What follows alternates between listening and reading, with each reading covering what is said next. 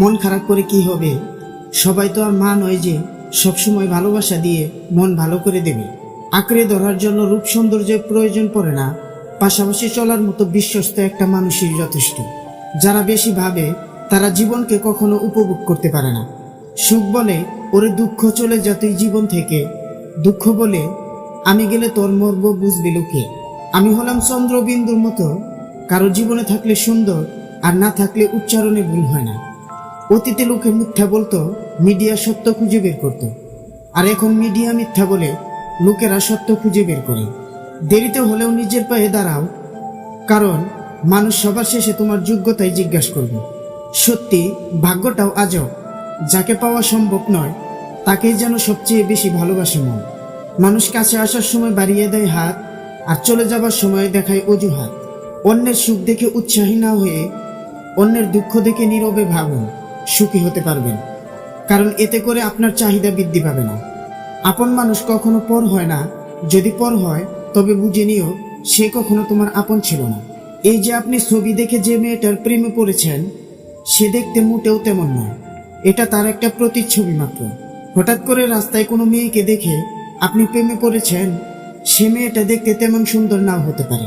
মেকআপের আড়ালে থাকতে পারে তার মুখে মেস্তার দাগ।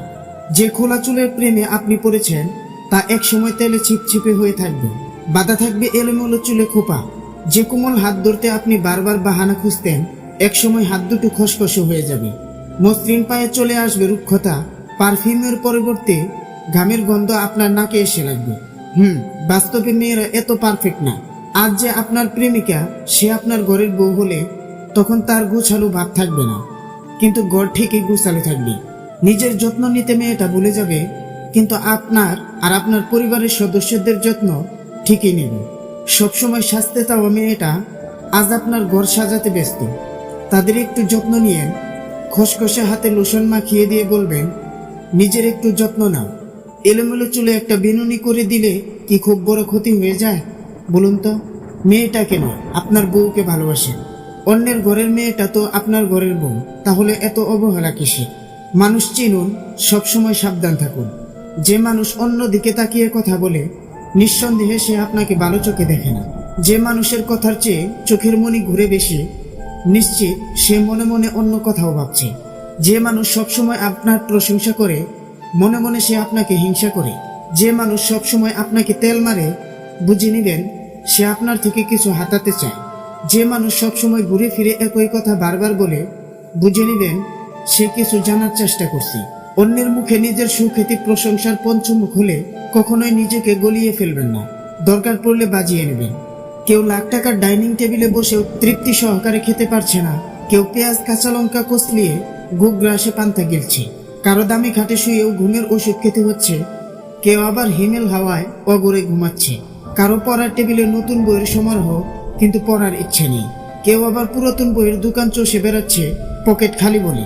কেউ বিলাসবহুল গাড়িতে বসে চিন্তিত সন্তানগুলো মানুষ হলো না, এত সম্পত্তি রাখতে পারবে তো? কেউ পায়ে হেঁটে পথ চলছে আর মনে মনে ভাবছে, সন্তান তো মানুষ করতে পেরেছি, রব চাইলে ওরা নিজেরাই নিজের জীবনটা গড়ে নেবে। নানান রঙের মানুষ, বিভুর নানা স্বপ্নে, জীবন এঁকে বেড়ায় সাদা কালো আলাপনে। আসলে এটাই বাস্তবতা। সুখ এবং শান্তি সর্বদাই আপেক্ষিক। কারো সব থেকেও সুখ জিনিসটা নেই, আবার কারো বাকি সব ঘাটতি থাকলেও সুখটা আছে। কেউ 2 বেলা খাওয়ার জন্য সারাদিন হাঁটে, আবার কেউ খাবার হজম করার জন্য হাঁটে। জীবন যেখানে যেমন। 30 বছর পর কখনো বিয়ে করো না, কারণ মেয়েরা ছেলেদের যৌবনে যদি না আসে, তাহলে ছেলেরা যৌবনের আনন্দ কি বুঝতে পারবে না। মনে রাখবেন, যৌবন একবারই আসে, সামর্থ্য থাকলে 25-এই বিয়ে করুন।